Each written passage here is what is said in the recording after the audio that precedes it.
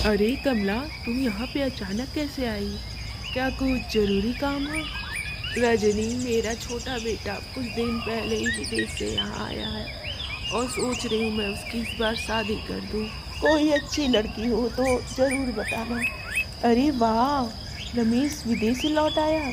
तब तो उसके लिए बड़े घर की लड़की ढूंढनी पड़ेगी, तेरी बड़ी बहू की तरह नहीं जो कि दहेज में केवल 2 कपड़े लेकर आई थी।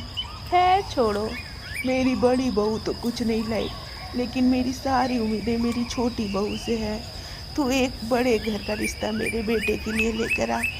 ऐसे ही समय बीतता है और रजनी एक बड़े घर का रिश्ता लेकर आती है और इस रिश्ते से कमला भी बहुत खुश होती है। और ऐसे ही समय बीतता है और आओ मेरी प्यारी बहू, तुम्हारा इस घर में बहुत बहुत स्वागत है। हाय, मेरी छोटी बहू कितनी सुंदर है। सोनिया एक बड़े घर की लड़की रहती है, जिससे वह दहेज में बहुत सारे सामान लेकर आई रहती है, जिसे देखकर कमला बहुत ही खुश होती है क्योंकि वह एक लालची स्वभाव की होती है। ओफो, इस कमरे में कितना गर्मी है और मैं इस कमरे में रह नहीं सकती।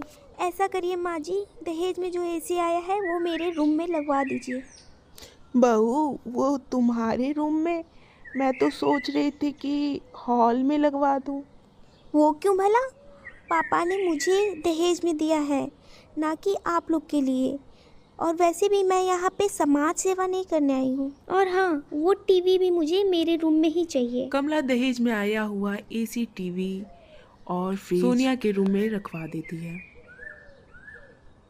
ऐसे ही समय बीतता है जहाँ पर सोनिया हमेशा अपने रूम में आराम कर रही होती रहती है। वहीं दूसरी तरफ सोनिया की जेठानी दिन भर काम कर रही होती है। आज तो बहुत गर्मी है, चलकर थोड़ा ठंडा ठंडा पानी पी लेती हूँ देवरानी जी के फ्रिज में से लेकर। ठंडा पानी पीने के लिए सुनीता वहाँ से चल देती है। इतनी गर्मी में पानी पीकर तो मज़ा ही आ जाएगा। देवरानी का बहुत बहुत शुक्रिया। लेकिन जैसे ही सुनीता पानी पीने जा रही होती है तभी वहाँ पर उसकी देवरानी रिया आ जाती है। ओहो, किससे पूछकर तुमने मेरा फ्रिज छुआ? तुम गंवार गरीब औरत, कभी इतना ठंडा पानी पी भी हो? और किससे पूछकर तुमने मेरा फ्रिज छुआ? देवरानी जी बाहर से आई थी, बहुत प्यास लगी थी, इसलिए मैंने आपकी फ्रिज में से बॉटल ले ली। आहा, पानी तो बहुत मज़े से पी रही हो। ये नहीं कि मेरा रूम गंदा है, जाकर साफ कर दे। देवरानी जी, मैं साफ करूं? हाँ, तुम साफ करोगी। पी तो तुम रही हो पानी ना। सही तो कह रही है बहू, क्या तुम उसका रूम नहीं साफ कर सकती हो? इतने गर्मी में वो बाहर से आ रही है और तुम उसका रूम नहीं साफ कर सकती हो? सोनिया को अपनी सुंदरता और अमीर का बहुत ही घमंड रहता है।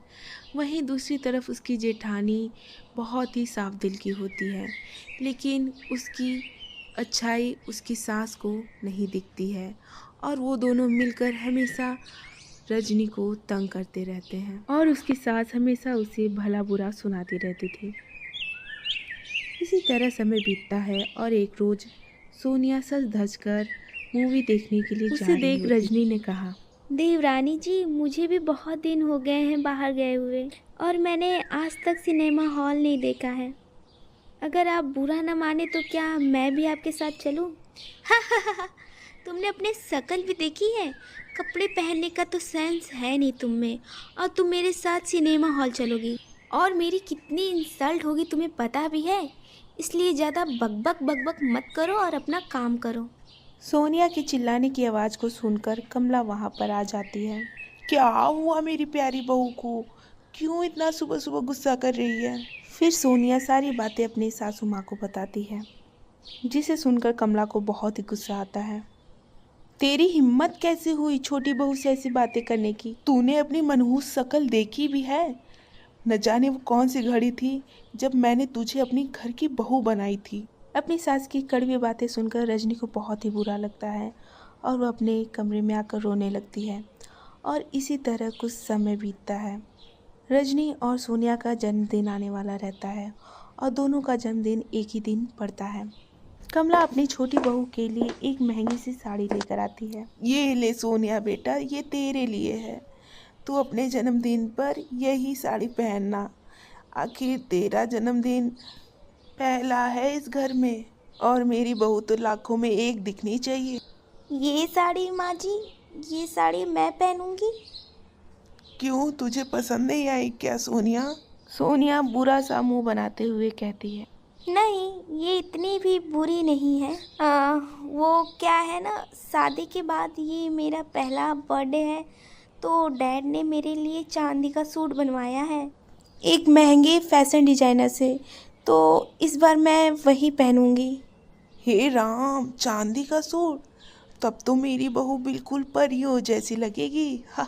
वहीं बगल में रजनी खड़ी होती है और ये देखकर उसे बहुत ही बुरा लगता है कि उसकी सासू माँ उसके लिए कुछ नहीं लाई रहती है। जन्मदिन तो मेरा भी है माँ जी, अगर आप मेरे लिए एक सस्ती सी सूट ही लाई रहती तो मैं बहुत ही खुश हो जाती। ए काली कलूटी लड़की, तुझे कितनी बार समझाया है कि तू इस घर में केवल नाम की बहू है। औकात तेरी नौकरानियों जैसी है। आहा, सूट चाहिए महारानी को। और खुद को मुझसे कंपेयर करना बंद करो, तुम मेरी जैसी कभी नहीं बन सकती, समझी कि नहीं? और हाँ, और मेरे जन्मदिन पर बहुत बड़े बड़े लोग आएंगे, मेरी बहुत अमीर सहेलियाँ रहेंगी, तो उस दिन तुम घर में ना रहो तो ज़्यादा सही रहेगा है। और जन्मदिन का दिन भी आ जाता है और पूरा घर बहुत ही सुंदर सजा रहता है। वही सोनिया चांदी का सूट पहनकर खड़ी रहती है। अरे वाह, मेरी बहू तो इस चांदी के सूट में बिल्कुल चांद का टुकड़ा लग रही है। वाह, नजर ना लगे इसे किसी की। जन्मदिन बहुत बहुत मुबारक हो बेटा। और तू सुन, घर का सारा काम हो गया है तो अब घर छोड़कर चले जा। जब पार्टी खत्म हो जाएगी तो रात को साफ सफाई करने के लिए चली आना। रजनी अपनी किस्मत को कोसती हुई घर से निकल जाती है और कुछ देर पहुंचकर वह जंगल में चली जाती है। तभी वहाँ पर वह रो रही होती है कि वहाँ पर एक परी प्रकट होती है। क्या हुआ रजनी, तुम क्यों इस घने जंगल में रो रही हो? तुम मुझसे अपने दुख की बातें कह सकती हो। इसके बाद रजनी अपनी सारी बातों को उस परी के सामने कह देती है। तुम एक बहुत अच्छी लड़की हो, मुझे वही देख सकता है जो बहुत ही साफ दिल की होती है, और तुमने मुझे देखा। साफ दिल की मैं होती तो मेरे घर वाले मुझे घर से बाहर नहीं निकालते। मुझ में कुछ तो बुराइयां होंगी, तभी वो सब मेरे साथ ऐसा। तभी दोनों बातें कर रहे होते हैं कि वहाँ पर एक सोने का सूट प्रकट हो जाता है। रजनी, परेशान मत हो, ये सोने का सूट है जिसकी तुम्हें अभी बहुत ज़्यादा ज़रूरत है, और मैं तुम्हारे सारे परेशानियों को जान चुकी हूँ। तुम इसे पहनकर अपने घर चली जाओ, उसके बाद तुम्हें कभी किसी चीज़ की कमी नहीं होगी, लेकिन तुम्हें हमेशा एक अच्छे इंसान बनकर रहना होगा, नहीं तो ये सूट गायब हो जाएगा। आपका बहुत बहुत शुक्रिया। मैं नहीं जानती आप कौन है, लेकिन आप मेरे लिए किसी देवी से कम नहीं है। इसके बाद रजनी सोने का सूट पहनकर तैयार हो जाती है और फिर इसके बाद वो अपने घर चली जाती है, जहाँ पर उसकी सासू माँ और उसकी देवरानी देखकर बहुत ही जलने लगते हैं। अरे मेरी प्यारी रजनी बेटा, तुमने ये सूट कहाँ से पहना है? ये तो बहुत चमक रहा है। बस करिए माँ जी, मुझे अब और आपकी ये लालच वाली बातें नहीं सुननी है। बस अब और नहीं, अब मैं और मेरे पति यहाँ से चले जाएंगे। इसके बाद रजनी अपने पति को लेकर एक बड़े घर में शिफ्ट हो जाती है, जहाँ वो खुशी खुशी रहने लगती है।